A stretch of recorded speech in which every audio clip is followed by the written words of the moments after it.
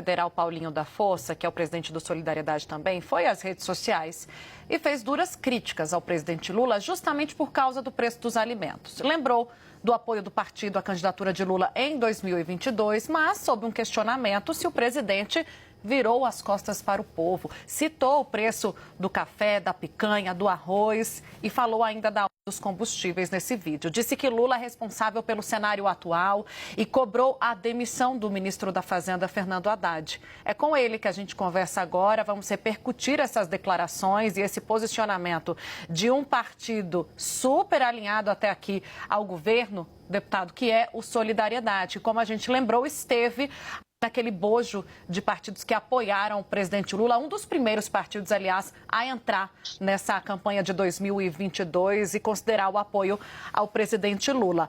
Deputado, eu queria entender melhor sobre essa decisão, né, de divulgar, de publicizar críticas. Claro, a gente ouve muitas críticas da base, mas o senhor fez um vídeo e apontou para quem, na sua avaliação, quem são os culpados pela alta do preço dos alimentos? O presidente Lula e o ministro da Fazenda, Fernando Haddad. Boa tarde, Tainá. Quero cumprimentar também a todos os telespectadores. Bom, é um pouco isso, ou seja, um pouco de indignação, né, que está o povo brasileiro. Você vai no supermercado e os preços estão nas alturas. O Nakagawa acabou de fazer uma lista bem maior do que eu fiz. Eu peguei a picanha, porque a picanha foi a principal fala do presidente da República na eleição, que todo mundo ia comer picanha pelo menos no final de semana. No vídeo eu falo todos os dias, mas não dá nem para pensar em comer picanha nenhuma vez por mês, porque os preços da picanha estão nas alturas, né? O café, um quilo de café está custando R$32, ou seja, como é que vamos tomar café? Enfim, então um pouco da indignação aí que a gente tenha percebido, eu também tenho ido em supermercado, né, e percebido que as pessoas estão completamente indignadas. E aí o que mais me deixou revoltado, Tainá, foi a fala do presidente, ou seja, como é que o presidente da República fala para as pessoas não comprar, né? Ele quer dividir um problema que é dele com as pessoas. Quem foi eleito presidente da República foi ele, quem tem que governar é ele. Se a economia está mal e vai piorar, eu sei que vai piorar, ele deveria chamar o ministro da Fazenda e trocar o ministro da Fazenda. Acho que esse seria o caminho, como ele fez com a comunicação. Aliás, para falar em comunicação, não adianta pôr comunicador lá que não vai resolver, né? Porque cada dia ele inventa uma conversa diferente. Então, as críticas têm um pouco a ver com a indignação das pessoas e um pouco também do, digamos assim, da desesperança, né, que nós, quando apoiamos o presidente Lula, tínhamos. E agora a gente percebe que 2 anos depois o governo não fez nada, não tem uma marca desse governo Lula, ou seja, e o governo fica tentando ainda jogar a culpa para um ou para outro. Então, por isso, fiz questão de gravar aquele vídeo, repercutiu muito além do que eu imaginava, mas um pouco da nossa indignação com o resultado aí do governo Lula. Deputado, essa fala é apenas um desabafo para abrir os olhos do presidente ou é um aceno de que o Solidariedade estará na oposição em 2026?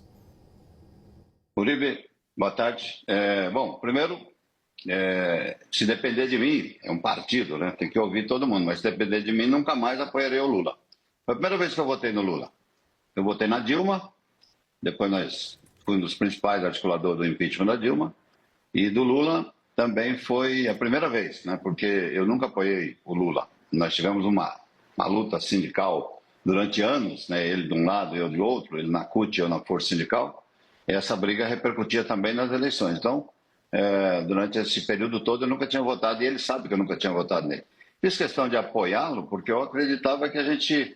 Primeiro que o outro lado também não era lá essas coisas, né? Então tinha ali uma esperança de que o Lula, que foi, digamos assim, um bom governo no primeiro e no segundo mandato, a gente imaginava que o Lula poderia fazer um terceiro mandato à altura daquela que foi lá atrás. Mas, lamentavelmente, o governo é outro, né? O Lula não conversa com ninguém, não tem base no Congresso, montou uma equipe dentro do Palácio completamente incompetente, não tem relação nenhuma com o Congresso Nacional e, de vez em quando, usa o Supremo para tentar atacar o Congresso. Ou seja, então, acho que esse tipo de governo não tem futuro. Como é que nós vamos apoiar uma reeleição do Lula nessas condições? É lógico que, se depender de mim, eu nunca mais apoio o Lula. Deputado, eu queria te ouvir sobre esse ponto. O senhor faz críticas agora. Primeiro, o senhor já falou da demissão do ministro Fernando Haddad aqui, que é uma necessidade na sua avaliação, diante do que a gente está atravessando em relação à economia. O senhor faz críticas diretas ao presidente Lula, né, e direciona ele a responsabilidade pela condução da política econômica, ou pela má condução, pelo que o senhor avalia da condução da política econômica, e o senhor faz agora uma crítica ao Palácio do Planalto, onde estão ministros do PT. Existe a expectativa de uma reforma ministerial. O senhor fala que ali o Planalto não dialoga com o Congresso. Seria o caso de colocar alguém da base no Palácio do Planalto? Essa troca, eventualmente, ajudaria a melhorar o ambiente para a base, ou não é suficiente, já que existe um outro problema real, que é esse. É a economia, o preço dos alimentos, a inflação pressionando, enfim, questões da vida real que chegam até a população. Não é só política e estratégia. Olha, Tainá, só para dar um exemplo, né? Como é que o principal interlocutor do governo com o Congresso briga com o presidente durante um ano inteiro e ele mantém esse ministro lá? Você acompanhou em outros governos esse cargo, principalmente esse cargo de que tem relação com o Congresso, não é uma coisa simples, né? E aí quando põe um sujeito que é um enrolador, que fala e não cumpre, que tudo que ele fala ninguém acredita mais, e aí briga com o presidente da Câmara e ele mantém o ministro, ou seja, como é que o cara quer governar com um tipo de coisa desse? Aí passa para o secretário da Casa Civil, que é outro.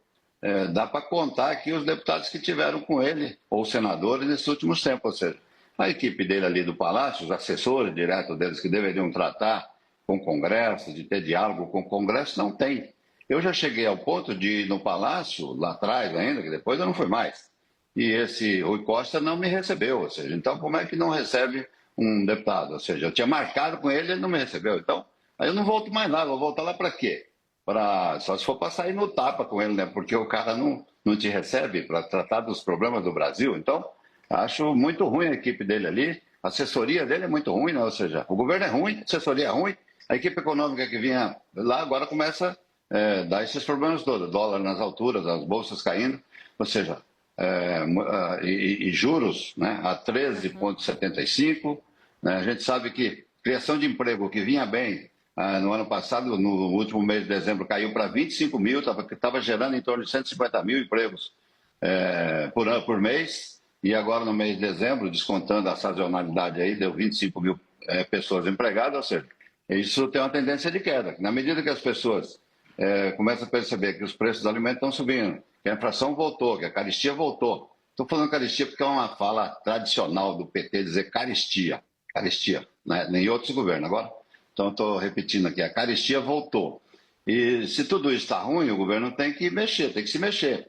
Talvez a troca de quem tem relação com o Congresso poderia ser uma saída. O problema agora é achar quem quer ir, né? Faltando aí um ano e meio para as eleições, quem quer assumir esse desgaste lá no Palácio do Planalto. Eu acho difícil ele encontrar algum deputado no Congresso que tenha coragem de fazer esse papel.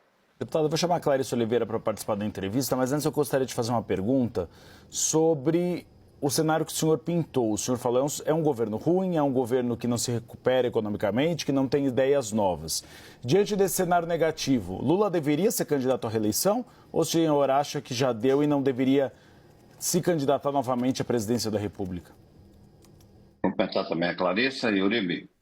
Eu não sei, né? Mas isso também, se ele não for, o PT vai ter quem, né? E a gente sabe que o PT não gosta de compartilhar esse tipo de coisa com ninguém. Então, acho muito difícil o Lula não ser candidato, né? Agora, também acho muito difícil ele ganhar a eleição. Se continuar nesse ritmo, a situação dele é muito complicada. Acho que dificilmente alguém vai querer embarcar numa candidatura do Lula que não seja os partidos ali mais próximos do governo. Larissa. Deputado, muito boa tarde. Obrigada pela entrevista aqui ao CNN Bastidores.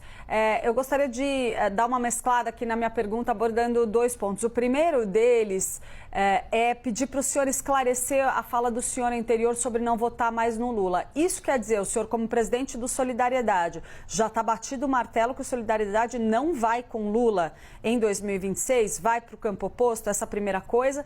E aí eu entro na minha pergunta. A gente conversou mais cedo, né, deputado? A gente trocou umas mensagens mais cedo e me chamou muito a atenção um ponto que o senhor colocou, que o senhor disse que, além de criticar ali a equipe ministerial, que segundo o senhor não está dialogando com o Congresso, o senhor falou especificamente do presidente Lula, disse que Lula se trancou em casa e que não está conversando. Eu gostaria que o senhor falasse especificamente sobre a postura do presidente Lula na relação com o Solidariedade e outros partidos e me explicasse um pouco como que o senhor compara a atitude de Lula em relação às gestões anteriores dele próprio na relação com o Congresso. Clarice, vou tentar lembrar de tudo que você me perguntou aqui. Primeiro, eleição presidencial está longe ainda, né? Nós estamos falando aqui em 2025, eleição em novembro de 2026. Eu não voto mais no Lula. Se o meu partido, lógico que eu tenho uma direção do partido, tem que discutir. Mas também nem sabemos quem são os próximos candidatos, os outros candidatos. Tem muita gente se colocando, mas não está claro quem são os candidatos. Eu gostaria muito de construir uma candidatura ao centro, que pudesse agregar tanto gente do centro-esquerda como do centro-direita e tirar o país dessa polarização, né, dessa situação que a gente vive hoje, onde já até foi pior, né, mas onde famílias brigam um com o outro, casais se separam, né? Enfim, então acho que se a gente construísse uma candidatura ao centro, poderia resolver esse problema. Até porque eu imagino que as pessoas hoje estão preocupadas com o custo de vida, com o salário, né? Futuramente com o emprego, acho que a economia vai piorar e podemos ter desemprego. Então, acho que essa é a preocupação principal agora. E para frente, vamos conversando. A única coisa que eu, pessoalmente, tenho é que eu não voto mais no Lula. Só votei uma vez, não vou votar mais. As outras coisas... Sobre o presidente Lula, especificamente o presidente Lula, o senhor disse que ele se trancou em casa e não está conversando com ninguém. Tá tentando lembrar aqui. Isso é um fato. Você que acompanhou, Clarissa, o primeiro e o segundo mandato do Lula, era um outro tipo de gente, né?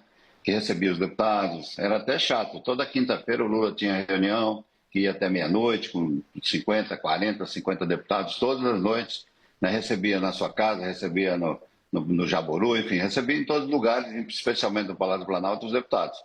Eu estou desde essa época lá no Congresso, desde 2006 que eu também estou lá e acompanhei, então, o segundo mandato do governo Lula. Agora, nesse mandato, a base do governo no Congresso não passa de 120, 128 pessoas e o resto precisaria conversar, né? Tem votado as matérias, mas, assim, que são matérias que, de certa maneira, têm interesse dos deputados, os deputados têm votado. Mas porque é base do governo, porque o governo conversou, não existe. Aí, ou seja, é isso que a gente vem criticando, ou seja, o governo fica em casa, não conversa, né, ou viaja muito, né? Enfim, o país está meio desgovernado. Eu acho que o Lula, que nós esperávamos que fosse, não existe mais, né? Ele é outro tipo de pessoa. Parece que ele me dá, hoje, me parece, que ele dá mais atenção para as pessoas que visitavam ele na cadeia, né? Na época da prisão. E o resto ele deixou de lado. Quem não visitou virou meio que inimigo, né? Eu, como não visitei, ele só me recebeu uma vez depois da eleição. Durante a eleição, reunia toda semana. Depois da eleição, me recebeu uma vez. E agora eu também não tenho mais saco para ir lá. É isso. Olha, deputado, o que o senhor está relatando aqui, né? Eu até brinquei, né? Tudo que a gente escuta no off está sendo dito no on pelo deputado Paulinho da Força. Não é uma surpresa para nós jornalistas que transitamos aqui na política e conversamos com a base, né, tem sido essa mesmo a toada de outros dirigentes partidários. Obrigada pela conversa sincera, deputado Paulinho da Força, presidente nacional do Solidariedade.